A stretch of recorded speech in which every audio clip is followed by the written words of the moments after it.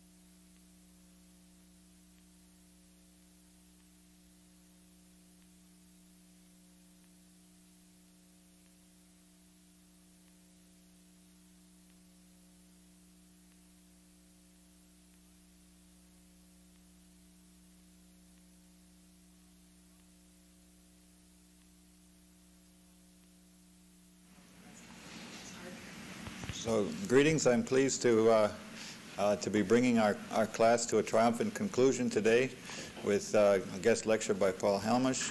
There will be one more class actually on Friday, which I'm going to entitle Final Truths. But today but that'll just be anticlimactic. And one more announcement. There are some grades on or feedback on your term papers from Rosalie Stemmer. She didn't have time to do it for everyone, but for the ones that she did, it's in the hangout in the third floor of Margaret Jacks Hall. So please check back there and see if you are one of the ones who has this extra feedback. Okay. So without further ado, I'm very delighted to introduce Paul Halmos, who's at the University of Santa Clara. I use this technology. Oh, okay. Yes, this goes here, and then you pull the red buttons together. I do, I? All right. What the hell with it? Am I audible? Nod your head or shake it or something. Am I audible? Okay.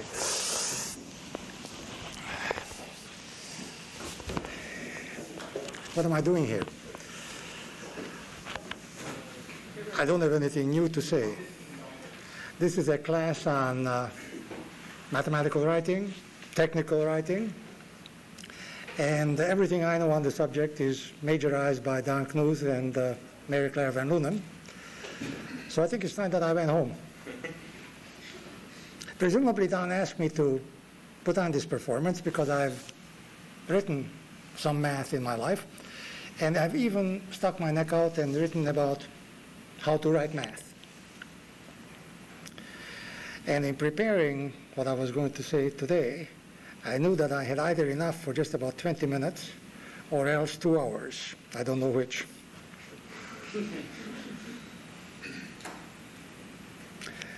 Students, when I teach, sometimes ask me, how do you remember all that stuff?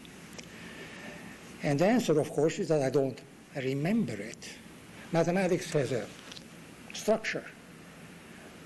It has a logic. It's a picture in my mind. And I develop it and discover it as I talk to them. I like to talk about mathematics. That's fun. I have no idea what the structure is in the theory of technical writing and mathematical writing. And I have no idea, therefore, what I'm going to say or how I'm going to say it. I have thousands of notes, but ignore them. Some mathematicians I know think that their only business is to prove theorems. Anything else is irrelevant. Anything else is beneath them.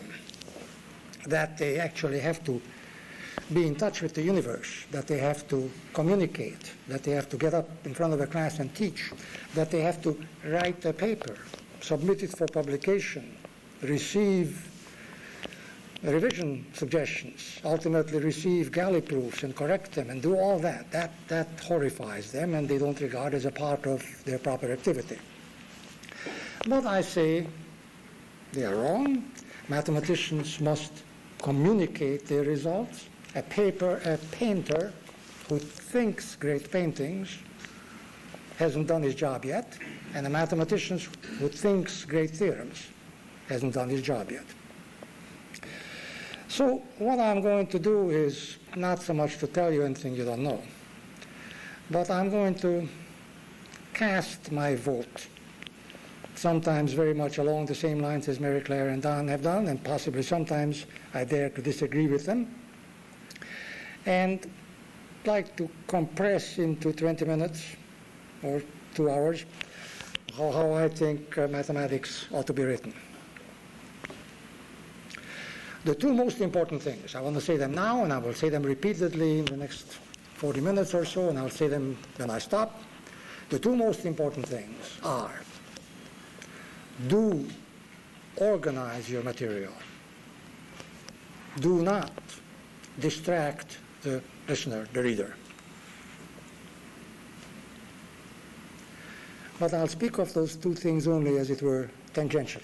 Mainly I'll address myself to 4 aspects of mathematical communication, which are perhaps aspects of communication as a whole, of writing directions on how to make a harpsichord, or writing Northanger Abbey, or anything else, writing. And because I'm fond of alliteration, I put them under the headings of semantics, syntax, symbols, and style. By semantics, I mean the meanings of the words and the study of individual words and the job they do of communicating something. Syntax, grammar. Symbols, of course, mean a lot to those of us in this room. We're computer scientists, mathematicians, technicians of some kind or other. But symbols also mean something to writers of any kind, as I'll explain when I come to that point. And style has a self-explanatory meaning. And those 4 are the points that I want to touch on. But let me interrupt myself. Let's make this as much as possible a dialogue rather than a monologue. You have those modern high-tech objects in front of you, so you can interrupt me and shout at me and ask me questions. And I wish you would. I wish you would for two reasons. First, because I like to operate that way. Second, because immediately after this talk, I have to rush and do something else over at the main quad, and so I don't have any time to stop and chat and pass the time of day and become acquainted and answer questions on a more informal basis. Okay, so let me then begin with what I called semantics, in other words, words. And I cannot resist touching on some of the same points as your handouts have touched on. Hey, that reminds me, Don, I don't have a complete set of the handouts. Would you be good enough to give me the tail end of them sometime? And one of the things that... Sir? Including the handout for today. Including the handout for today. Well, one of the words that some fuss has been made about, including in this course, is, of course, hopefully. That has to do with words. And I like to use it as a hook to hang some comments about the change of words on. Language is continually changing, and hopefully is a symptom of that change. Some language changes, I say, are good, and some are not. Good means that they make communication easier, clearer, pleasanter. And I hate to say this. I'm a little surprised to hear myself say it, but I think hopefully, as it is currently misused, might be a case in point of a good change.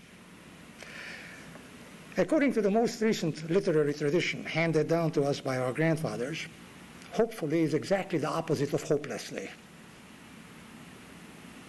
No more, no less. I don't have a chance in the world to be promoted, he growled hopelessly. Fine. My chances look good, he grinned hopefully. Great. The opposite of fearless is fearful. The opposite of thoughtless, in one of its meanings, is thoughtful. And that's how it goes. We think interest rates will rise. Sure. But you wouldn't say thoughtfully or thinkfully interest rates will rise next year, would you? I fear that those muggers are still out there. Sure. But would you say fearfully or frightfully those muggers are still out there? Consistent English usage prohibits, hopefully I'll visit you again next year, just as much as it prohibits, hopelessly I'll not be able to come next year. That's how it goes. But many users like the impersonal, evasive, hopefully he won't be re-elected, rather than, I hope he won't. So why not? I don't like it. The inconsistency bothers me, and having learned to speak and to hear one way, the mere fact of change bothers me. I pronounce the rising use of hopefully a misuse, illogical and ugly. But that's subjective, and I only have one vote. The people in favor are in the majority, and the English language won't collapse if they win. Arguably, the change is a needed one. Some changes come about with no specific need for them from careless inattention and misunderstanding. It is a little pet theory of mine, as a matter of fact, that all semantic changes in language come about through misunderstanding. But never mind that. Example, the earthquake decimated more than half the houses.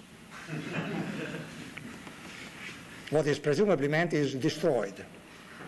But all right, you might say you never need a word for randomly kill 1 in 10. Or in any way, very rarely. To say decimate for that purpose is wasteful. And what's the harm in using it as a synonym for destroy? I feel like disagreeing, but I do agree that the issue is not a vital one. Some unneeded changes are in any event harmless.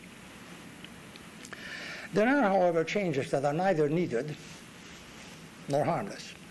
Changes that are bad in the sense that they result in a loss for language. Examples, I mentioned the well-known and tragically lost distinctions between imply and infer, and between disinterested and uninterested. Those are pure losses People who confound the two words in either pair gain nothing. And anybody who ever needs to make the distinction for either pair loses time and clarity by having to make circumlocutions. Question. Do you really view those as being gone, those distinctions? They're sure going fast. And they're gone in the sense that if you're writing for a large audience and want to use them with the intent of making a distinction, you shouldn't, because it'll be lost. Okay, so some changes are good and some are bad and some are harmless. My conclusion is that it's a good idea to examine all emerging changes carefully and to weigh them and debate them as we debate amendments to the Constitution. Death and taxes are said to be the two sure things in the world. And so is the change of language. But that doesn't mean that I'm in a hurry to face them. I'll postpone them all as long as I can. Another word misusage that made my hackles rise, and the place where I most recently saw it was in handout 5 of this course, is reference, used as a verb. He showed us a bibliography of his that references that paper. There is no such verb, and if there were, it sure as hell wouldn't be transitive. What's wrong with he showed us a bibliography that refers to that paper? How would it sound to you if I said, I quotationed the author of that horror precisely?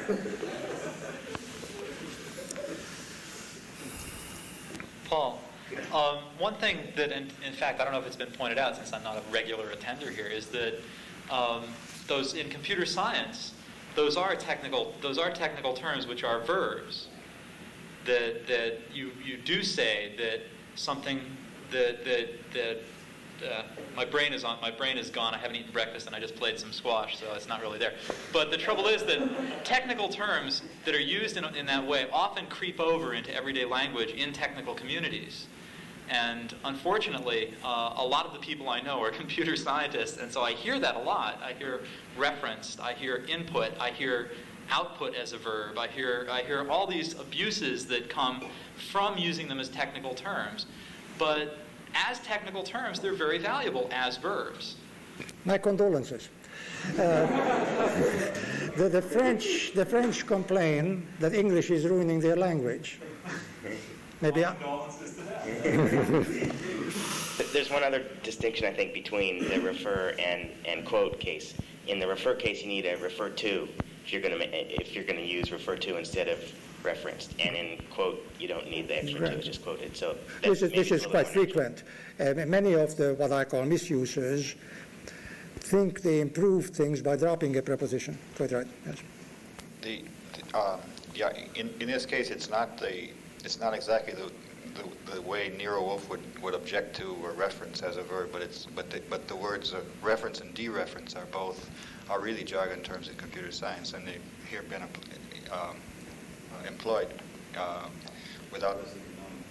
Well, all I can say is that the ratio between the way the French feel to English is equal to the way I feel about that. I have a question about the use of the word quote as a noun. I don't know what the answer is, but I remember being told one time that you should never say this is a quote from Knuth or something. Again, I suppose it depends on how you were brought up. Certainly, classically, it is not a noun, and but what can I say? I don't use it. I don't like it. But thank you. But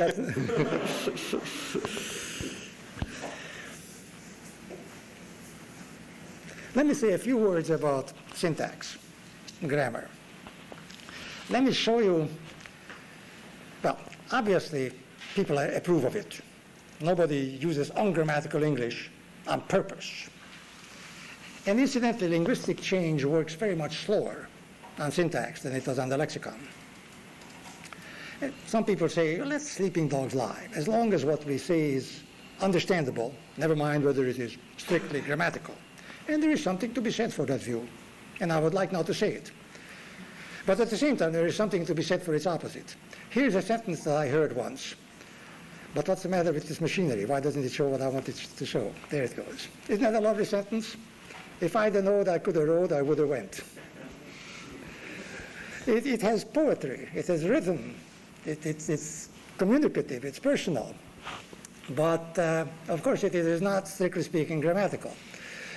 And therefore, it distracts the listener or the reader from what is actually being said by the very form.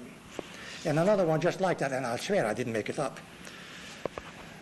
Us will go along with she, her will go along with we. You need a kind of an Arkansas accent to pronounce that right. But Actually, that's an important point. If you're speaking to people who talk like this, if you go out of your way to use conventional newspaper reporter English, you'll distract them from what you're saying. Absolutely right. But presumably we here as technical writers are not addressing that audience, and certainly not in print.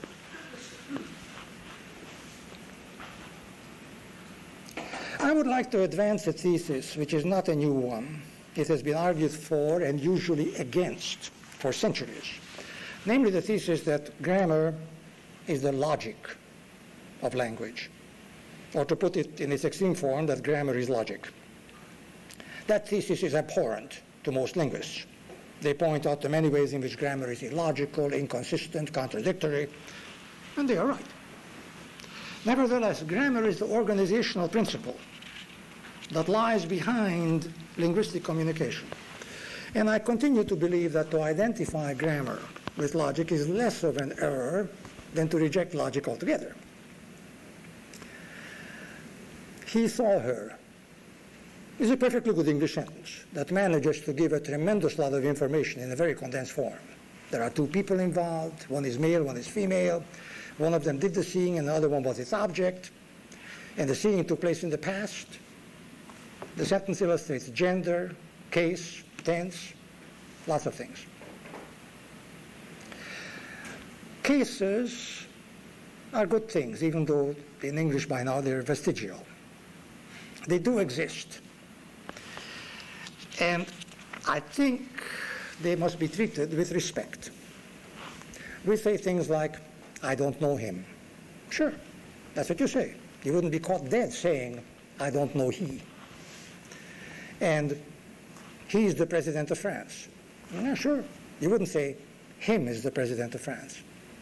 Or ask, whom is the president of France? These grammatically obvious usages, to any native speaker of English, which we all agree to, lead to certain logical consequences, which are in fact firm parts of traditionally accepted correct English. For example, I don't know who is the president of France. I don't know him. He's the president of France. Should it be I don't know whom is the president of France? There is a bit of a grammatical push-pull there, and the nominative in the latter clause wins. And that's an artificial example, but I often run into real ones, much more vicious ones, and I'd like to stamp them out. I hate whomever said that. Don't be caught dead saying that. The logic of the writer of such a sentence is all too visible. I hate him. I hate whom? Yes. But this helps me a lot in my own thinking. Grammarians have entered these rules that I call logical in the structure of English. And when I'm not sure of which way to say something, I don't even have to bother to look it up. I think it through. And that's a big help. Let me touch very slightly on another point that was touched on in this course. A preposition is a bad word to end a sentence with. It was offered to you as a handy maxim, and I'm here to reject it. The Latin origin of the English word preposition, of course, indicates that it's put before something, and for that reason, unthinking, illogical, reactionary grammarians are on record as saying that you must never put prepositions after something. You know, you all hear the famous Winston Churchill explosion. Once annoyed by an officious copy editor, he wrote on the margin, "This is editorial interference, up with which I will not put." Palo Alto is a good place to live in. Donald Knuth is fun to have a drink with. And there are not many people I would say that to. All these are examples of prepositions in postposition. And I put it to you that to make them grammatical would ruin them, would make them sound artificial, would make them harder to understand. Does everybody know? I'm digressing for 30 seconds, but I can't resist it. I wrote this down. Famous sentence that ends with 5 prepositions in a row. What did you want to bring that book I didn't want to be read to out of up for? What did you want to bring that book I didn't want to be read to out of up for?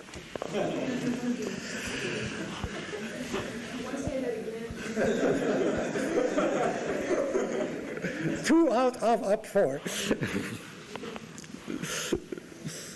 I'm terribly glad that I caught Mary Claire's act last week. I learned from it, I enjoyed it, and I was forewarned. She stole a lot of my thunder.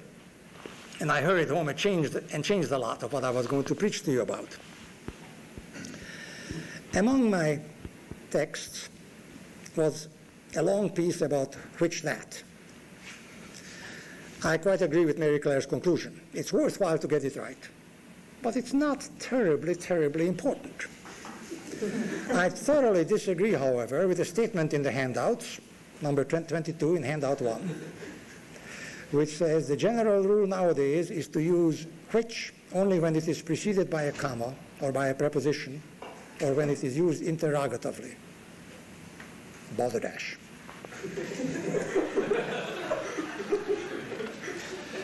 Consider the sentences. Can we have this miracle again? I'm trying to show you something, but it's not being produced. There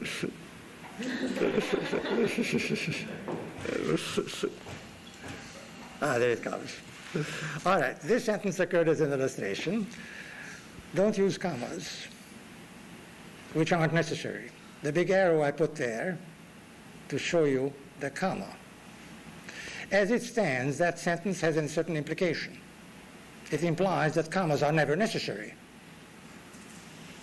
and that you must therefore not use them.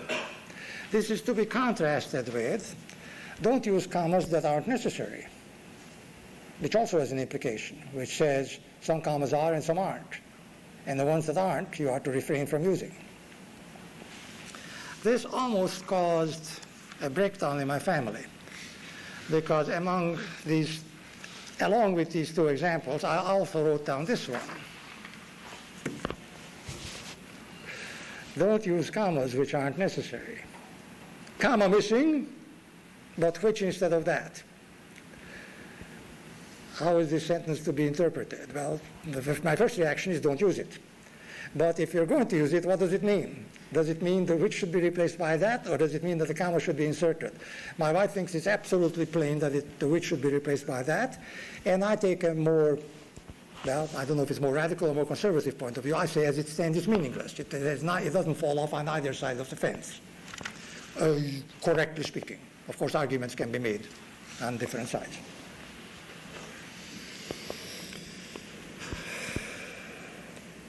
Much of the emphasis on courses such as this is on symbols and style, and in fact mainly on style. Let me therefore cast my vote on a few matters of symbolism, get it out of the way, and then proceed to examine the importance of style in the clarity of mathematical communication. I didn't know under which rubric to put problems of punctuation. The strongest arguments seem to be in favor of placing them under symbols, and so I did. And the punctuation problem I feel strongest about is another source of disagreement between the handouts and me. That's number 25 in handout 1. It is the one that concerns quotation marks. I'd like to record exercise my franchise and use my vote and urge you to place them logically every time. I pick an example from the Antichrist. The Antichrist's name is Kate Turabian. I don't have it spelled out here, but it's Turabiam. And she was the principal author of the very famous and much used University of Chicago Manual of Style. She says the comma is always placed inside the quotation marks. And she gives an example as follows. See the section on quotations, which may be found elsewhere in this volume. Horrors. No, never. You see the illogic, don't you? See the section on quotations. The word quotations should be in quotes, of course. Quotes, by the way. And the comma precedes the which, as it should in this context. That's silly, I say. And so far as I was able to learn, there is no reason for it, except a totally arbitrary typographer's convention. It is not, repeat, not a grammatical rule. No, it's an artistic rule. Some typographer once decided that it, quote, looks better that way. And that's the way it has been since. Do you know where in history this began? Absolutely no idea. The next sentence I wrote down in my notes is that the battle against this sort of stupidity can be won. And I have won it in books a couple of times, but it was a very hard fight each time to persuade the compositor and the typesetter, and I urge you to join the fight. A much more important symbolic matter for us is the next thing I'm going to mention, but first somebody has a question. This problem of the comma migrating into the quotes gets particularly bad when somebody does that to your computer program. As I've made plain, I don't speak that language, but you have my sympathy. I think I understand what you just now said, and it gets very bad indeed, yes. However, your second main point was don't do something that would distract the reader. And your implied, snide argument?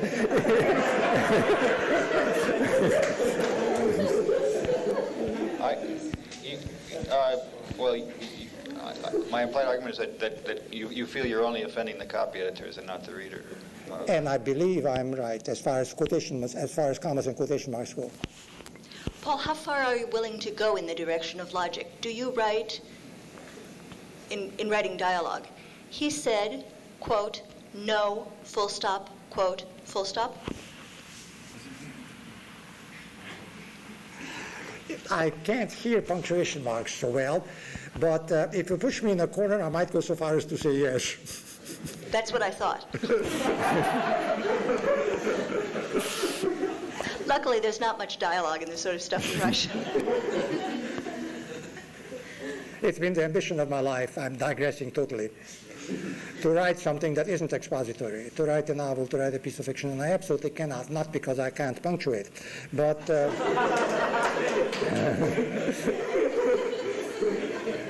but because it takes a different kind of ear. I don't know how people talk.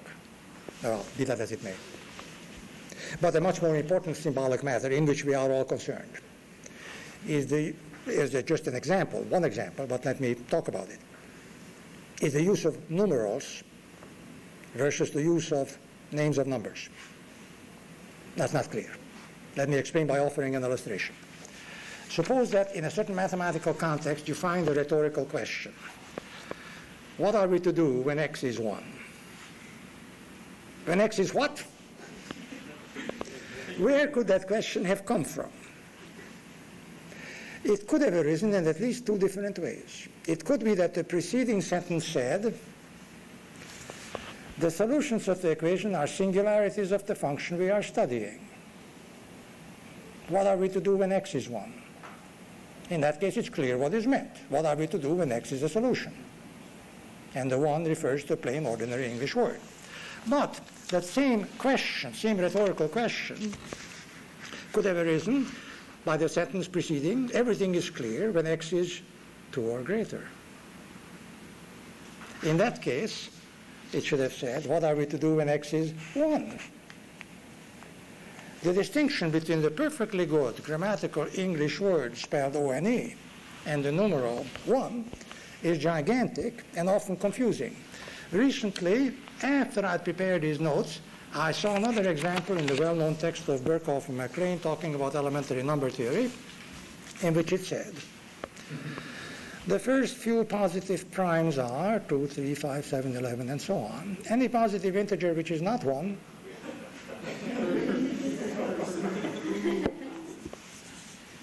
or a prime can be factored. Of course, that O and E should be replaced by a numeral. And that's a... Give it back to me. Another illustration. The number of solutions is either 2 or 3. It used to be considered discourteous to use numerals in that sentence. That should be spelled out, T-W-O, T-H-R-E. Those are English words. But the only possible solutions are 2 or 3. Those are numerals. And the distinction is visible and clear. Let me now turn to the last topic, which is style. And there are many bits and pieces in the handout that bear on that. And I'd like to comment on some of them. Consider to begin with we. Item number 6 in handout 1 says, the word we is often useful to avoid the passive voice. True. And I heartily concur that we should mean the reader and I, the audience and I, the listener and I. But I would like to vote nevertheless that it is better to avoid the use of we altogether. Replaced by the passive voice? No. I don't want that any more than the rest of the preachers in this congregation. I find, however, a judicious use of the imperative mood and of an outline kind of non-sentential phrase, as well as the good old just plain indicative mood, by far the best. I think such an exposition can read quite smoothly without the, to my mind, distracting use of the first person plural. Take the example that I take from the handouts. We can now prove the following result. I like, a consequence of all this is the following result. Personal taste, perhaps. If the following result is not a displayed theorem, how about this? Consequence, colon. Something implies something. Occasionally, I've used that in a sequential manner. No sentences. Consequence 1, colon. Consequence 2. And ending up in the blaze of glory with conclusion, colon. As for the imperative, how about this? All we need to do to get the result is to replace x by 7 throughout. Instead of that, replace x by 7 throughout. It reads perfectly smoothly, perfectly easily, and conveys the idea with much less distraction, much less irrelevancy. I don't know if the next thing I have here is going to be a success or not. I think not.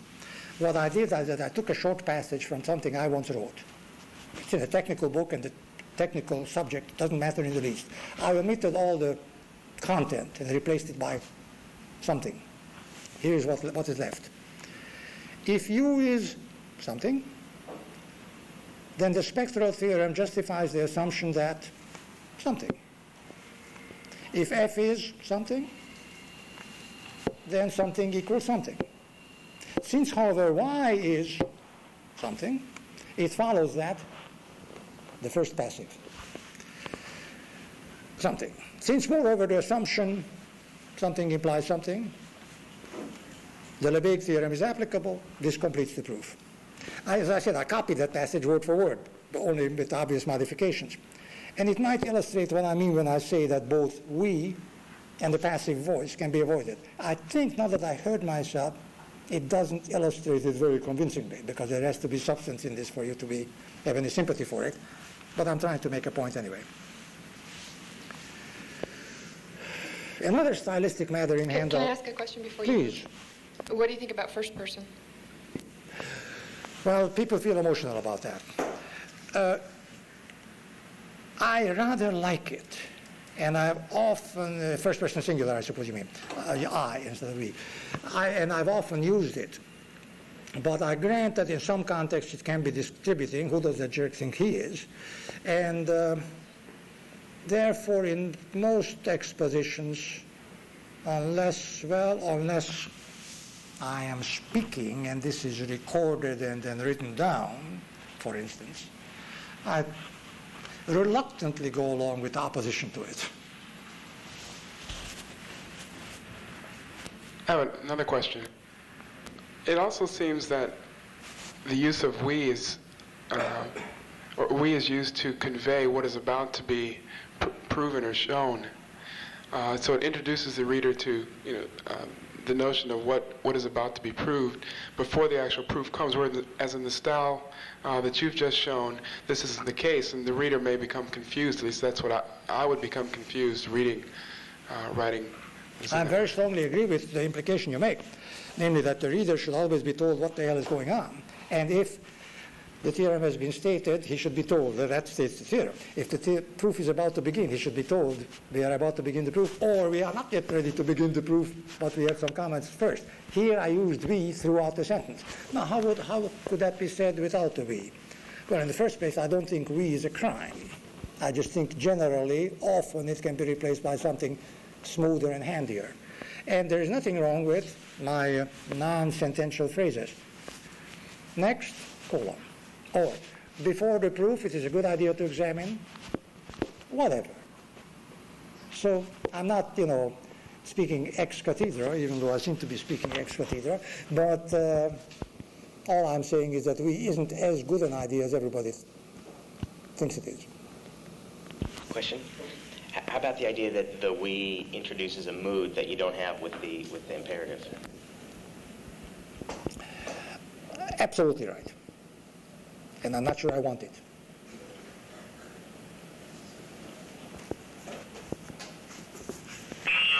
Hello? Is this coming through? Unfortunately, yes. Just a comment, if I may, that the trouble with we is a symptom of the fact that writing these proofs in a prose paragraph style is rather... Can I borrow somebody's machine gun? What's that?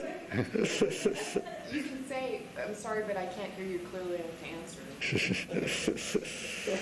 So, where are we? I think the comment was something that use of we here. That comment, something about that proofs shouldn't be written in prose style. It's a symptom. I think that's what he said.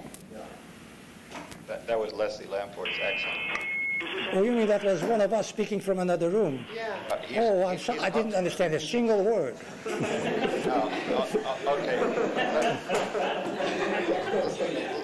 Leslie is watching from his office at an industry. I apologize for not answering.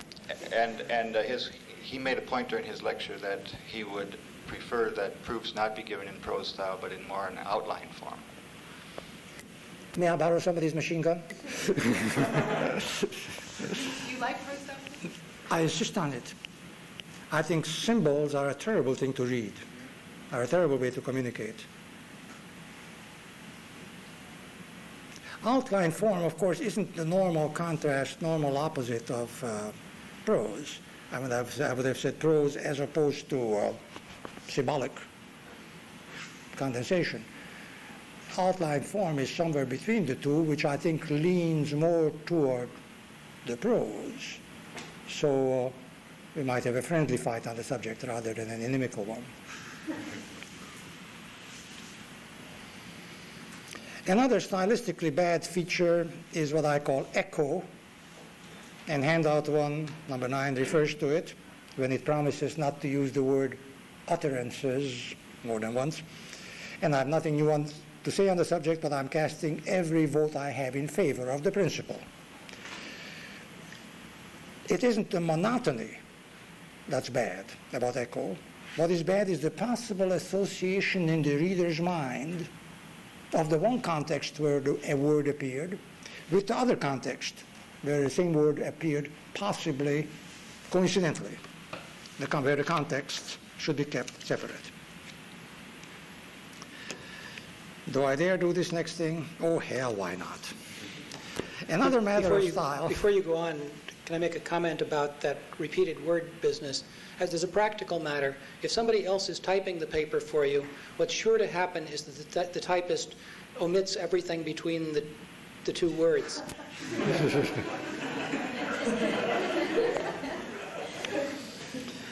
Another matter of style that has played an increasingly important role in recent years is the offense that the traditionally proper use of the neuter pronoun gives to some people. In number 12, handout 1, perhaps the most important principle of good writing is to keep the reader uppermost in mind. What does he or she know so far? What does he or she expect next, and why? Me? I think that's dreadful. I find it distracting, arrhythmic, and ugly, and what the hell does sex have to do with it anyway? The traditional English neuter pronoun in such contexts is he. And the use of he or she, done here as innocently and unemphatically as possible, Excuse me, I disagree. is contributing to the ruin of smooth exposition. Mary Claire, I demand my time for 3 more minutes. There is a famous quotation on the subject that I absolutely cannot resist giving you here. Even though its original author is sick and tired of it and wishes it would go away. My expository style, I'm quoting, relies heavily on the exemplary singular, and the construction, everybody his, therefore comes up frequently. This his is generic, not gendered. His or her becomes clumsy with repetition and suggests that his alone is masculine, which it isn't. Her alone draws attention to itself and distracts from the topic at hand. There solves the problem neatly but substitutes another. Ter, T-E-R, is bolder than I'm ready for. One's defeats the purpose of the construction, which is meant to be vivid and particular. Its is too harsh a joke. Rather than play hob with the language, we feminists might adopt the position of pitying men for being forced to share their pronouns around. End of quote. I suppose everyone knows that I'm proud to know the author and glad to be in the same room with her today. It is Mary Claire Van Loonen. Comment, Mary Claire?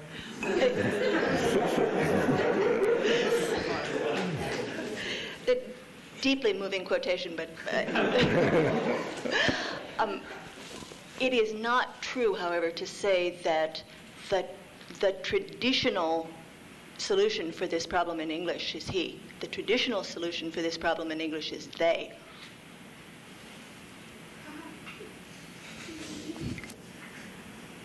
And as I wrote, that substitutes a different problem.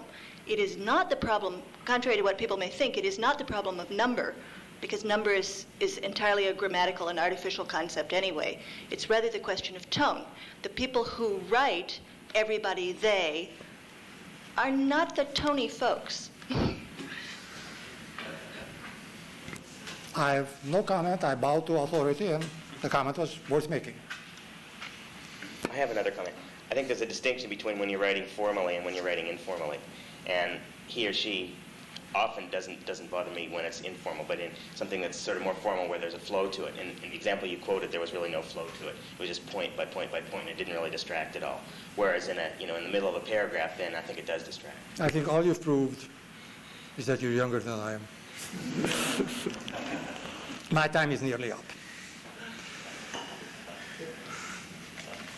I have some nasty comments to make about proof by contradiction.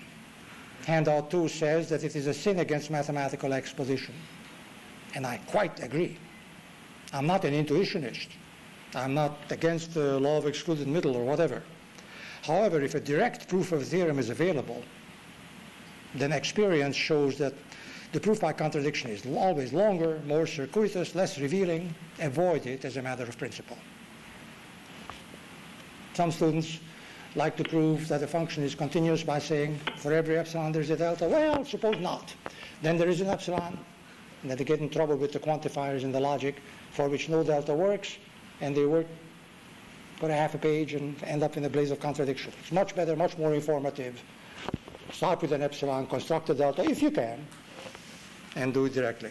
Proofs of linear dependence. So we want to prove that these vectors are linear independent. Suppose not, then some linear combination vanishes. Work, and end up with the fact that it doesn't vanish or something. It's much more honest and much more straightforward to say we are to prove that if a linear combination vanishes, then the coefficients are 0, and we do so. And this almost always works. But I'd like to end with repeating my two principles. Do organize the material and do not distract the reader. I think we all know what distract means, and we're all against it. And I'll say one more word about it in my very last breathless sentence. But it's very hard to say what organization means. Give me a paper or a book or a manuscript, and I'll tell you whether or not I think it's well organized. It means arranged in linear order, but it means much more than that. It's not only a question of what comes first and what comes next. The plot of an exposition is rarely a straight line. Time moves linearly from beginning to end, and a book does. The words in the book are printed linearly. But the internal organization of any subject is not at all likely to be linear. This implies that, and we go that way, but also we could have gone that way, and this has branches. And that's very hard to make plain, and that's what I spent most of my time on in the sense of quantity of time when I try to write something. The yellow pages are an extreme illustration of an organization that is more than just ordering. Roget's Thesaurus is a better illustration.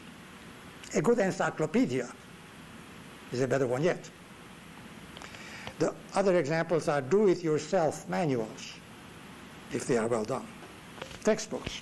And after all, this is what we're here for, mathematical articles. Do organize, do not distract. And having said that, I'll also end by saying all rules should be broken when it is so indicated, even the rule against distractions. Sometimes you want to distract the reader, to jar him, to wake him up, to point him in a different direction from the one he or she thinks he or she should be following. Change the notation suddenly if you want to introduce a new concept, and that demands it.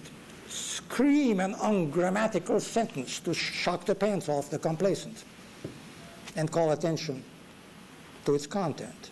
Be awkwardly and noticeably repetitious in just the way you are normally told to avoid. Commit any of these sins, or others if you have a purpose in mind, if you want to call attention to something, to emphasize something. Keep in mind what we're all trying to do. We're trying to transmit an idea from our head to the head of the reader. Anything that helps us to do that is good. Anything that hurts is bad. And that's all I have to say today.